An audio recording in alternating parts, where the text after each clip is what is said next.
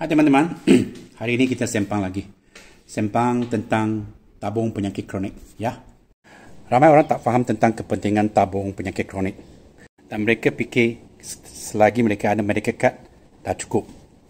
Ini ada satu kefahaman yang tak betul, ya. Medical card cuma menjaga segala bil yang terjadi apabila korang masuk hospital. Bagaimana dengan kos, ya, apabila seorang tu dah discharge dari hospital? Cuba kita ambil satu contoh penyakit kanser. Apabila seorang masuk hospital untuk membuat pembedahan, maka secara kos, ya, dalam hospital tu akan ditanggung oleh medical card. Akan tetapi apabila seorang tu dah discharge hospital, ya, juga ada banyak kos yang terlibat. Kos tu ditanggung oleh siapa? Apakah kos yang akan terlibat, ya, untuk seorang pesakit kanser setelah beliau keluar dari hospital? Kos yang seterusnya melingkungi banyak area, ya.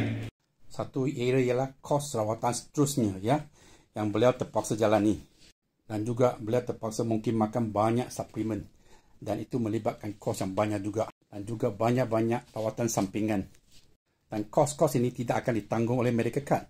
Medical card cuma menanggung sekadar kos yang terlibat apabila seorang tu masuk dalam hospital.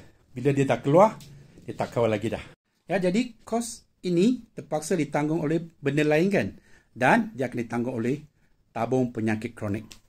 Anda kata kalau penyakit tadi, kan, dia ada satu tabung penyakit kronik 100,000, maka dia akan dapat cash 100,000, ya, untuk menanggung semua belanjaan tersebut. Jadi teman-teman, jangan korang fikir kalau korang dah ada medical card dah mencukupi. Korang kena fokus tabung penyakit kronik juga. Ingat, jangan abaikan tabung penyakit kronik, ya.